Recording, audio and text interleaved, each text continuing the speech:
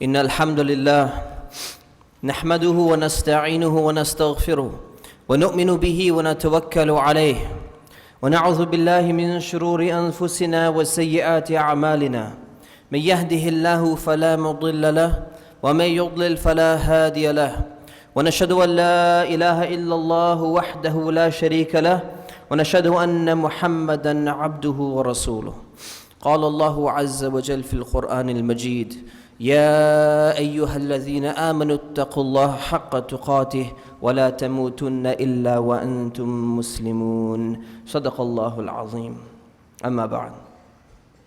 We begin by praising Allah, our Creator, our Sustainer, the one who without Him we would not be in this room today.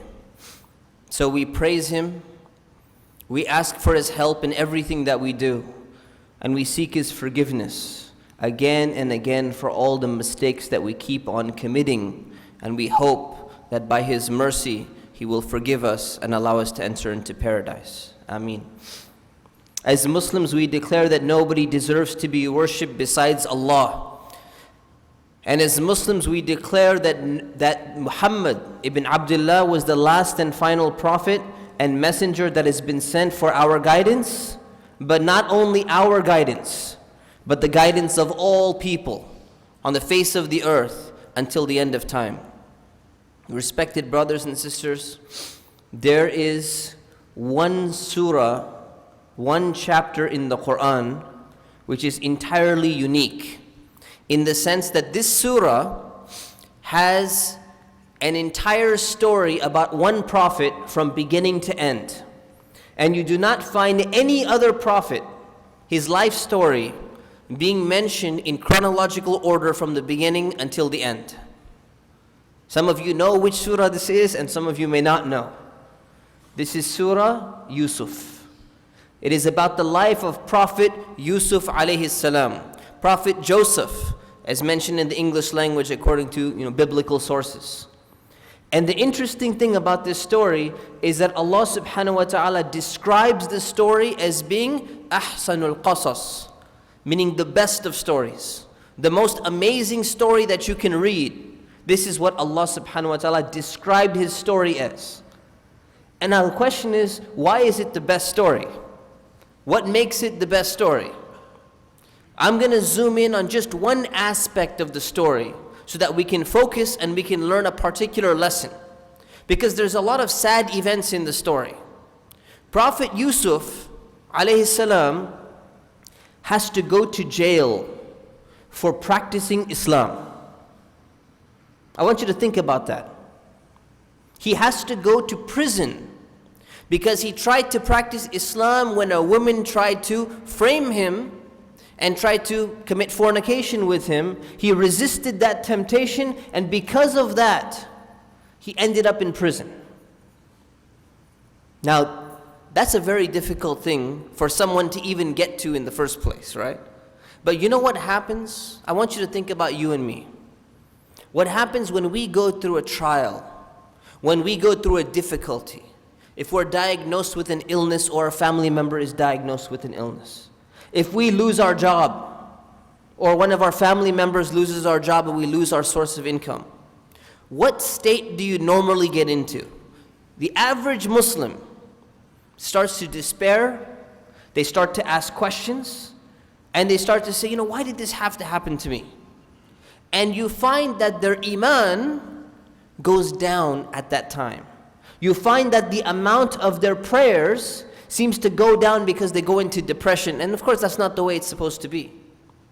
So when I'm telling you this, is I want you to understand what Prophet Yusuf alayhi salam, his circumstances are before we even talk about the lesson.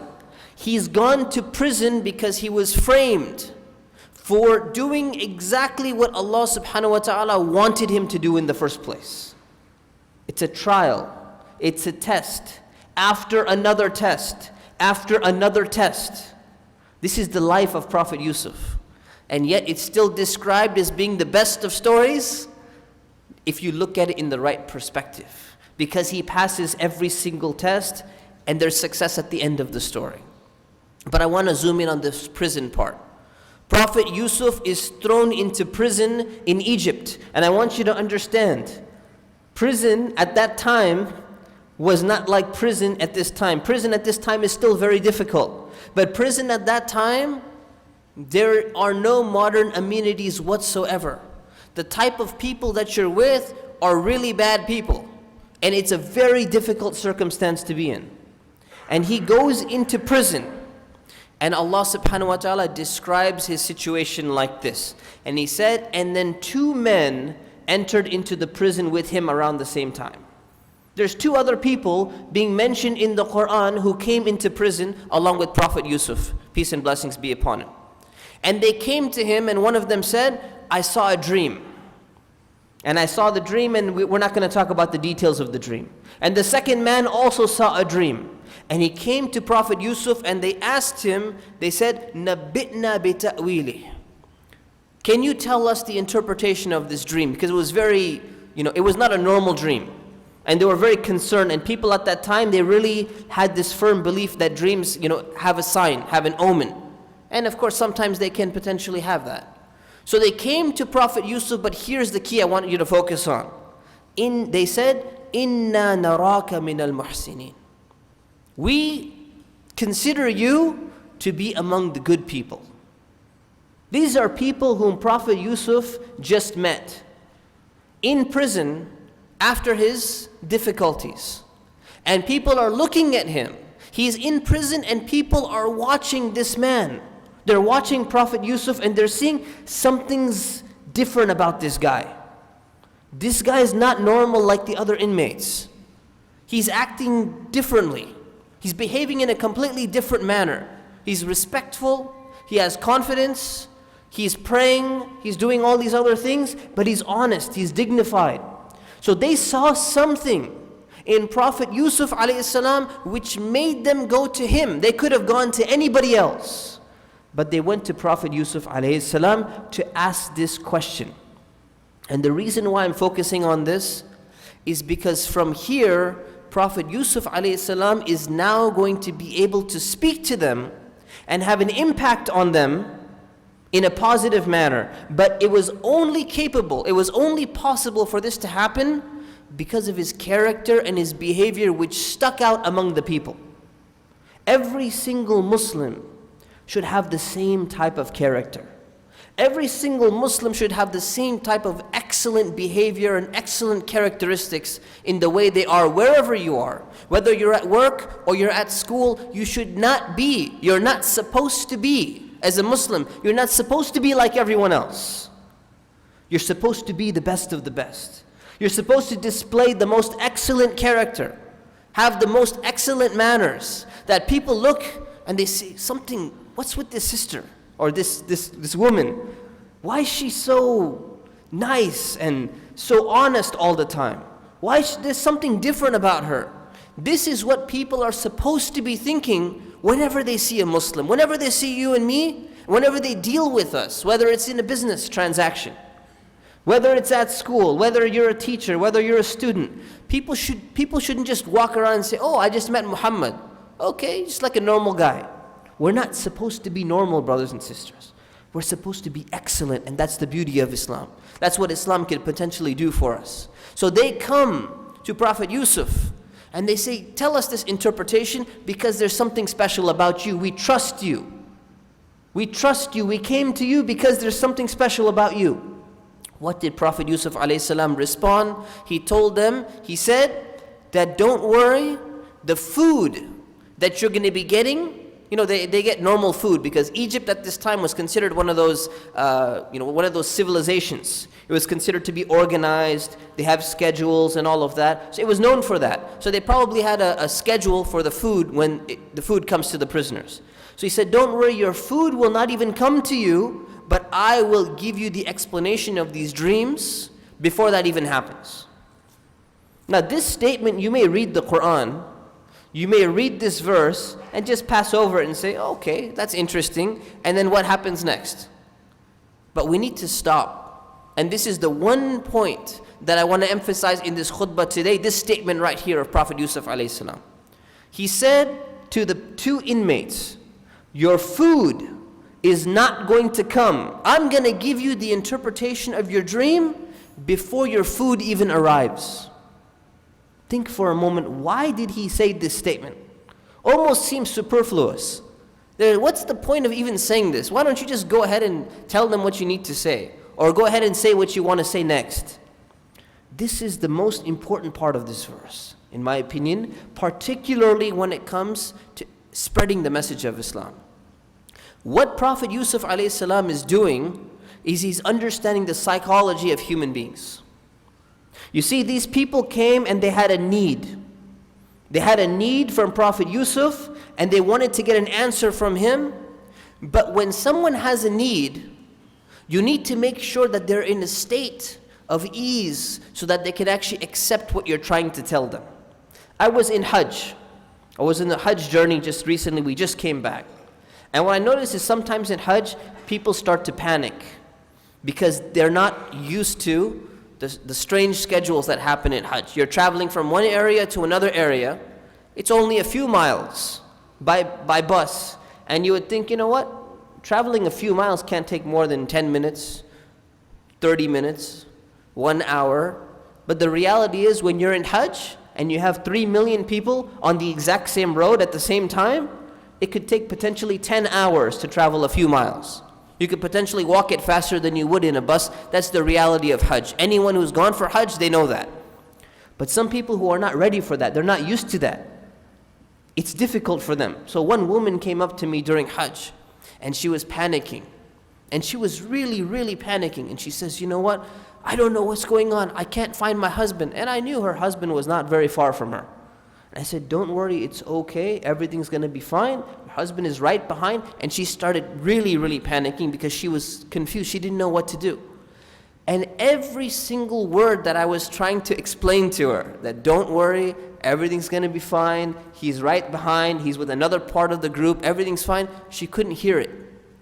She couldn't hear the words that I'm saying because her need, the situation that she's in, is so traumatic for her that it's difficult for somebody to listen to what you're saying until their heart becomes at ease. And then later on that evening, I was talking to her, everything was fine. I said, how's everything going? She said, everything's great, alhamdulillah, Hajj is awesome. And she was panicking and going crazy just a few hours prior to this. Because people need to be in a state of ease in order to accept certain advice or in order to be able to understand or listen properly. This is what Prophet Yusuf ﷺ is doing to these two inmates.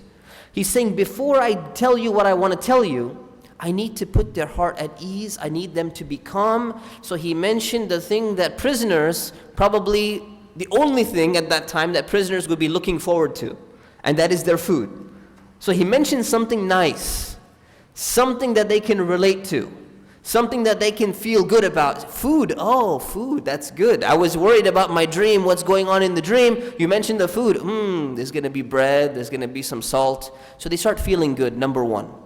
And number two, he gives them the comfort and the confidence that I am able to do what you need me to do. I can give you the interpretation of the dream.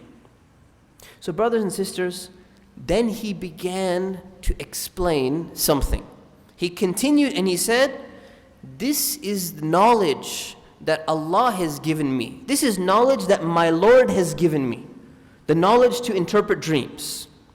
And then he said, but I have abandoned the way of those people who do not believe in Allah and those people who deny and reject the hereafter. Did you notice something? Did you notice the transition? He's not giving them the interpretation of the dream right now. Instead, he's saying, do you know why I can interpret dreams? I can do this because I have followed my Lord. And now he's going to start talking about Allah. I have followed my Lord, and I have not associated any partners with him, and I've abandoned what other people are doing, worshiping idols and all of these things. That's why Allah gave me this ability. And then he continues and starts talking about how we should only worship one God. That's a transition.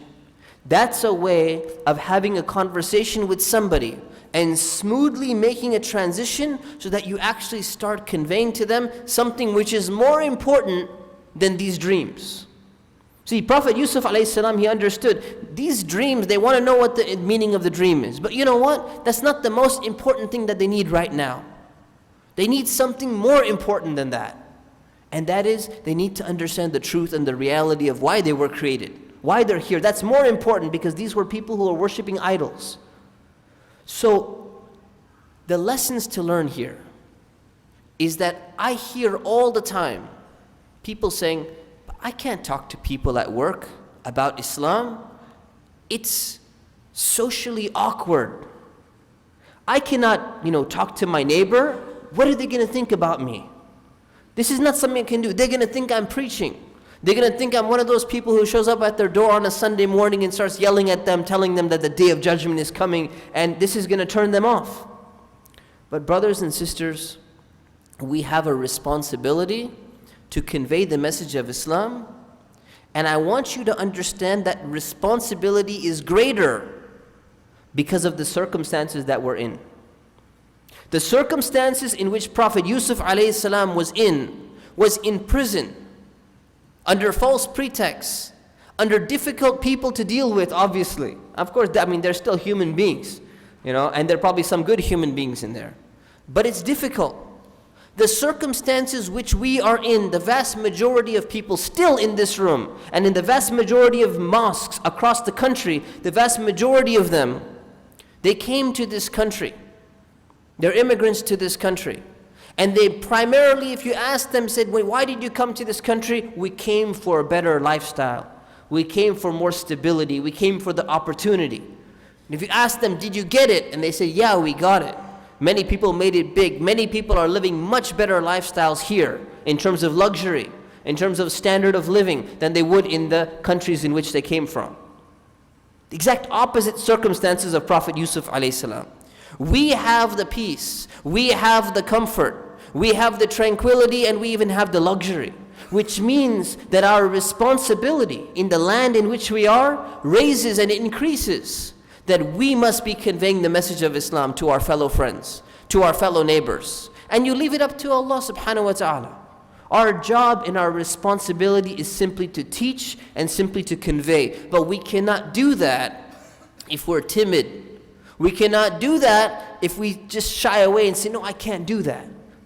If we think that someone is superior in front of us because they have a greater degree, because they're more educated, because their skin is whiter than your skin, and you think that you have nothing to offer them, you need to think again, brothers and sisters. This inferiority complex that some people have, it needs to be thrown out the door. There may be someone who is the most intelligent scientist standing in front of you, who has developed a cure for the most deadly disease, who won the Nobel Prize, who is extremely intelligent, a master in mathematics, a master in science, extremely rich, extremely wealthy, and you may be standing in front of him and you're nothing but a taxi driver. You're nothing but somebody who cleans up the streets. But I'm telling you, brothers and sisters, you still have something important to offer this person in front of you. You have something important that this person needs. And as Muslims, we need to fulfill our responsibility, but we do so with wisdom. And the wisdom that we get is the wisdom that we learn in the Quran, the wisdom that we learn from Prophet Yusuf ﷺ. This is why I focused on this incident.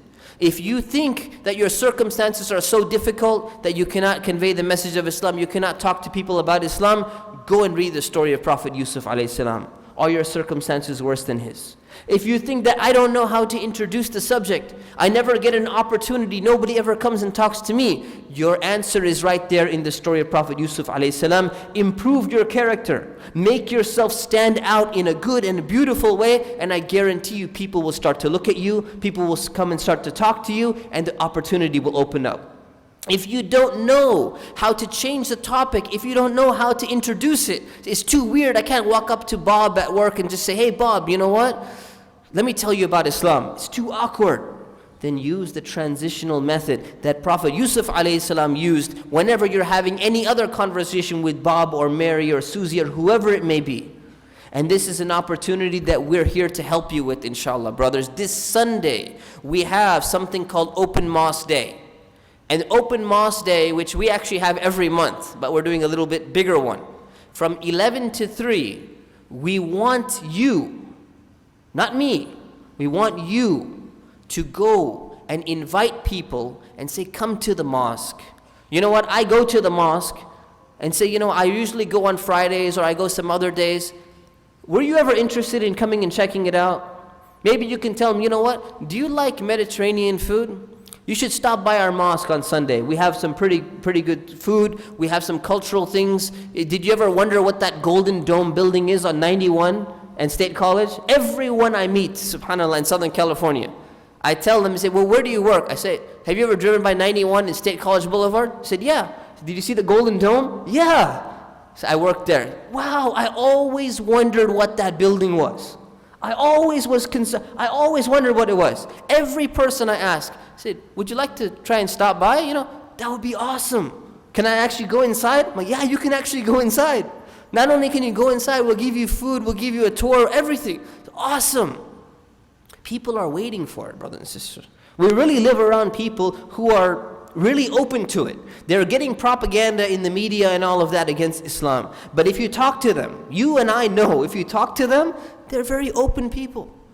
And they're actually willing to do it. It's our responsibility now. The ball is in our court. The ball is in my court. The ball is in your court. So brothers and sisters, please take this opportunity. Invite your friends. Invite your family to open mosque day. And if you have a little bit extra time, and come with them too, if you can. Or just give them a flyer. But if you have a little extra time, then what I recommend that you do, inshallah, is that you come on Saturday as well. And on Saturday, we're going to be having a program called Convey One Verse. After Zuhr prayer at 1:15, we're going to meet in the multi-purpose room and we're going to go around and we're going to figure out a way, we have a strategy planned out already, how to deliver these flyers to all our friends and neighbors around the area so that they can come.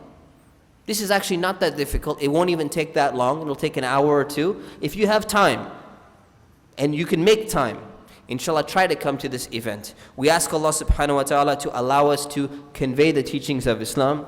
We ask Allah to make it easy for us to have the self-confidence to do so.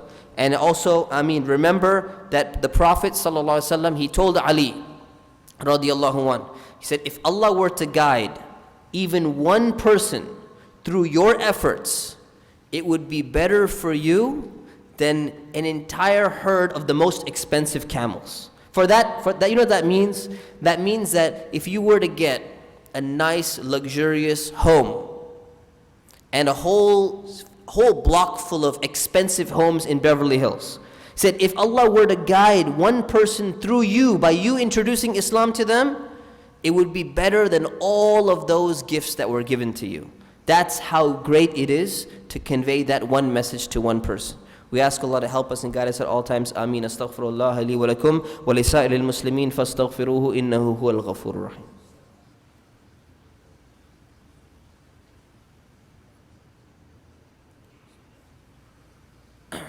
Alhamdulillah, alhamdulillah, wa salatu wa salamu ala rasulillah, wa ba'd. Alhamdulillah, those of you who already are familiar with our mosque, you're probably aware that we have a lot of activities and there's a lot of programs. So I want you to bear with me because we have a ton of announcements. And all of these announcements are extremely important. So I want to make these announcements and I want people to really understand and focus. But there's one announcement I really want to zoom in on. And that is that we have a program called the College of Islamic Studies. And some of you have heard of it and some of you heard the name but you're not sure what it is. Alhamdulillah, I had the opportunity to go for Hajj. I had the opportunity to travel in some different Muslim lands. And one of the things that I noticed, I'll tell you if you move forward. Inshallah, let's move forward. I just got the sign. Let's just fill in the gaps, inshallah. One of the things that I noticed is that there's a widespread ignorance about the teachings of Islam, which could be remedied so easily with education. Some of you heard about what happens in Hajj. There's pushing and sometimes people do this and people died for whatever reasons this year. And every time you look at some of these things that happen, you wonder, why is this happening? Why don't Muslims change? Why don't Muslims make an adjustment? Why are Muslims doing something like this? And really, if you boil it back down to it, brothers and sisters, one of the primary causes is because of a lack of education. And I don't mean education in terms of mathematics education. I don't mean science education, biology education. Islamic education is something that needs to change. It needs to change from being from one family to another. In the past, parents used to teach their children mathematics. They used to teach them business skills. They used to teach them how to count and how to do this and how to do that. But now what happened? The environment changed. The circumstances changed. So you don't say now, oh yeah, I'm just going to learn business from my parents or something like that. Usually people go and they get a degree in business management. You don't just say, oh, I learned math from my grandfather. He taught me how to do math and all of that. That's all I needed. No, you go to school to actually go and learn the same sciences that used to be taught from one family member to another. But when it comes to Islam, we haven't made that evolutionary step yet. We need to take that step, and this is what the College of Islamic Studies is. We offer professional, organized classes for people who really want to understand Islam, and it's something that I believe every single Muslim is in need of. But if you can make the time, each class is only 2.5 hours per week, and it's intensive. And there's an opportunity for people to go and learn about their Islam, about what Islam really teaches at a very deep level. And I'll tell you the number one reason why people don't join. The number one reason is they say, I already know that. I already know this stuff. So we're offering 3 classes. The first class is on the life of the Prophet, peace be upon him. And many people say, but I already know that, I read a book on it, or I saw a movie on it. I guarantee you, brothers and sisters, it's a 25-hour class. I guarantee you will at least learn something in there. If you know 70%, you learn 30% new things. If you know 50%, you learn 50% new. We have a class on hadith, the statements of the Prophet, peace be upon him, and how to understand them and how to apply them. You say, well, I already know hadith. I read the 40 hadith of Imam Nawawi. I guarantee you, in 25 hours, we're going to be teaching you at least something that you don't know. And we have a 3rd class on Islamic law, covering how to make wudu in detail. We're covering how to, about rules about menstruation for women, rules about prayer, how to perform the Eid prayer, how to perform the Janazah prayer, rules about fasting in Ramadan, rules about zakah, rules about clothing, what kind of clothes can you wear, does your pants have to be below your ankle or above your ankle, why do people keep rolling their pants up above their ankle before they start prayer, all of these things, and food and drink, covered in 25 hours. I guarantee you, I promise you, if you just come and attend one class 1 week, I guarantee you, if you don't learn something new, or something that you consider to be important, I personally will give you the extra money back on top of what you invested for the class. I make that promise to you, inshallah ta'ala. So we have a table outside. Please go and check out the table to get more information, or go on our website, collegeislam.com. You can register outside. Classes start this Tuesday, and we have classes on Tuesday night, Thursday night, and Sunday morning. And we're going to be starting classes on October 20th in the Urdu language as well, right here inside the Musalla area. So come and check out our table for more information about even classes that we're going to be having in the Urdu language. Some other announcements before I conclude is that tonight we have a program welcoming back the Hujjaj, the people who went for Hajj, at 8 p.m. tonight, inshallah ta'ala. Please come, welcome them back, and hear some of their stories. I'll be talking about my story as well. And I mentioned that we have a open mosque day coming up this Sunday, and Saturday we have the program about advertising for Open Day Mosque. We ask Allah subhanahu wa ta'ala, oh Allah, help us and guide us at all times. Oh Allah, forgive us for our sins. Forgive us for all the mistakes that we have made. Oh Allah, allow us to live as true Muslims in this life, and allow us to die in a true state of Iman. Oh Allah, remove the impediments that we have from conveying the message of Islam to our friends and our family and to our co-workers. Oh Allah, give us the strength and the courage to be able to speak to them. Oh Allah, remove the impediments from our tongues and from our hearts, from being able to deliver the message of Islam with wisdom. Oh Allah, grant us wisdom, grant us taqwa. Ameen. Subhana rabbika rabbil izzati amma yasifun, wa salamun ala al-mursaleen, walhamdulillahi rabbil alameen, wa aqimus salam.